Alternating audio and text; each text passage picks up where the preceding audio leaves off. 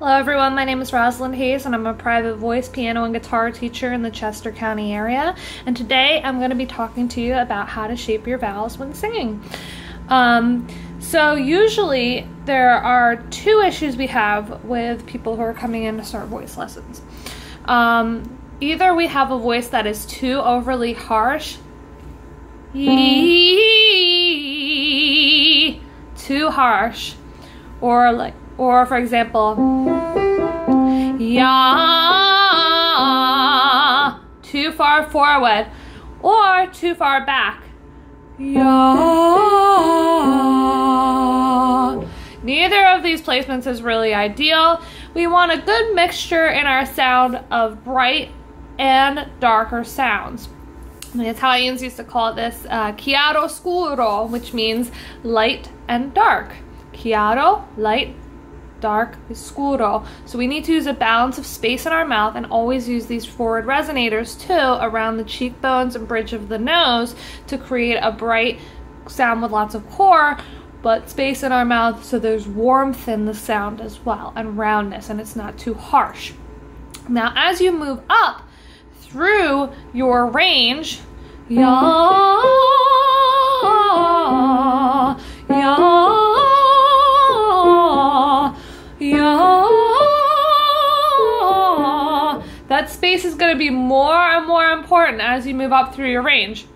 As you go down, I often use with my voice students more narrow sounding vowels like E, D, D, D, D, D, D, D, D, D, D, to help send the sound into more forward placement. If I was to sing it on do, at a certain point it's going to be difficult for me to sing that low.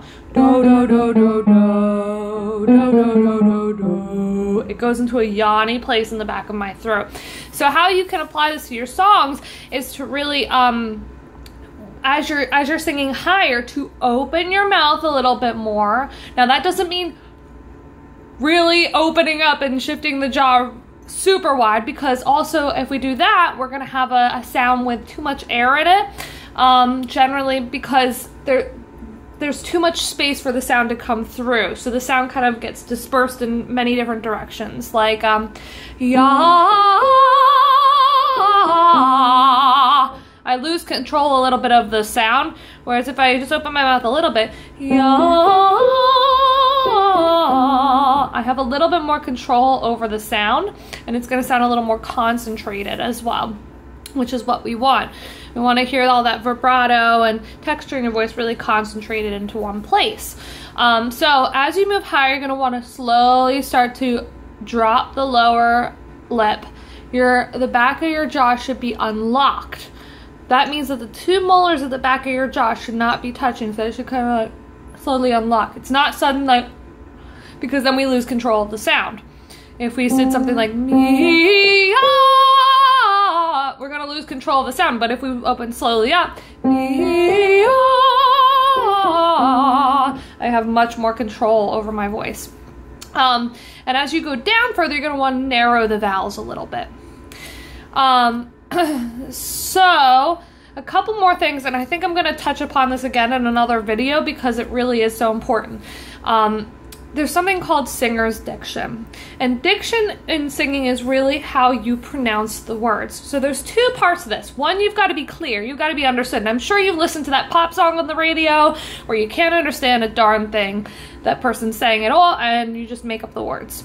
So that person isn't doing a great job with their diction. Now obviously if you go to more classical music, the diction is more important and precise, and if you're doing something more contemporary, it's, you know, it's not maybe so precise, but it is important to be clear with your diction.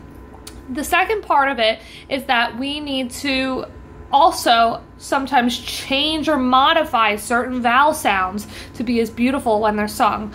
Take the word night. If I say the word night, nothing wrong with that. But if I hold it the way I say it, night, gets pretty nasal and pretty harsh on the ears.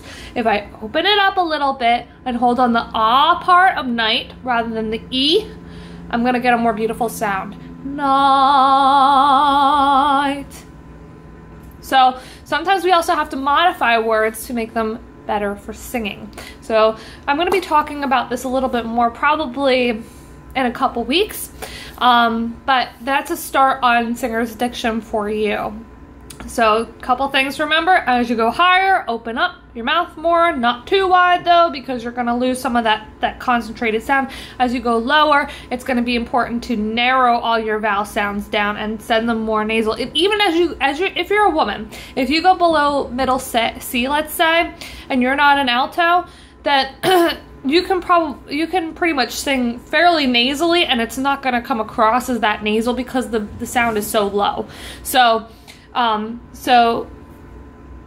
It's difficult as singers because we have to give the idea that we are being consistent throughout our range, but really our approach is different in different parts of our range. So that's all I have for you guys today. If you have any questions or you want to learn more, feel free to visit my website or any of the links below. I also teach lessons online. You can contact me if you want more information about that. RosalindHayesSoprano.com. And that's all I have for you today. Thanks for listening. Bye.